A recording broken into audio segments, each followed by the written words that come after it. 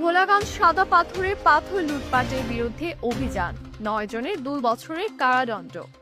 সিলেটের কোম্পানীগঞ্জ উপজেলার Bholaganj ropeway bunker এলাকা দীর্ঘদিন ধরে পাথর লুটপাটের কবলে। পাহাড়ি ঢলের সুযোগ নিয়ে সম্প্রতি লুটকারীদের নজর পড়ে দেশের অন্যতম জনপ্রিয় পর্যটন কেন্দ্র ভোলাগঞ্জ সাদা পাথরের উপর। নৌকা ব্যবহার করে প্রকাশ্যে পাথর লুটপাট চলছিল, ফলে হুমকির মুখে পড়ে প্রাকৃতিক সৌন্দর্যে ঘেরা এই এলাকা। গত ৮ মাস ধরে ভোলাগঞ্জ রোপওয়ে বাংকার সংরক্ষিত এলাকায় দিনে রাতে পাথর, বালি ও মেশিনারি পার্টসের মালামাল লুটপাট চলছিল। প্রায় ৩০ থেকে ৪০টি শেড মেশিন ব্যবহার করে প্রতিদিন বিপুল পরিমাণে পাথর উত্তোলন করা হচ্ছিল। এসব মেশিন ও নৌকা থেকে মোটা অঙ্কের চাঁদা আদায়ের অভিযোগ রয়েছে স্থানীয় একটি প্রভাবশালী চক্রের বিরুদ্ধে।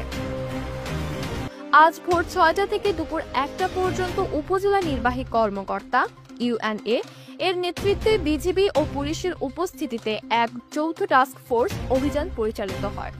অভিযানে ৯ জনকে আটক করা হয়। পরে ভ্রাম্যমাণ আদালতের মাধ্যমে আটককৃত প্রত্যেককে ২ বছর ধরে সশ্রম কারাদণ্ড প্রদান করা হয়।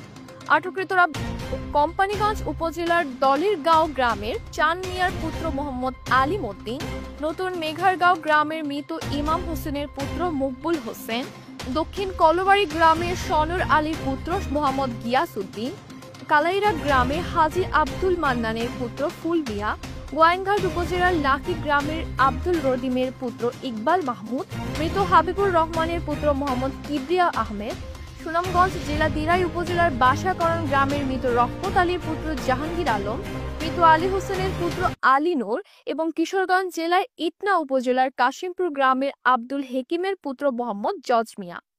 এ তথ্য নিশ্চিত করেন কোম্পানীগঞ্জ থানার ভারপ্রাপ্ত কর্মকর্তা ওসি উজায়ের আল মাহমুদ আদনান।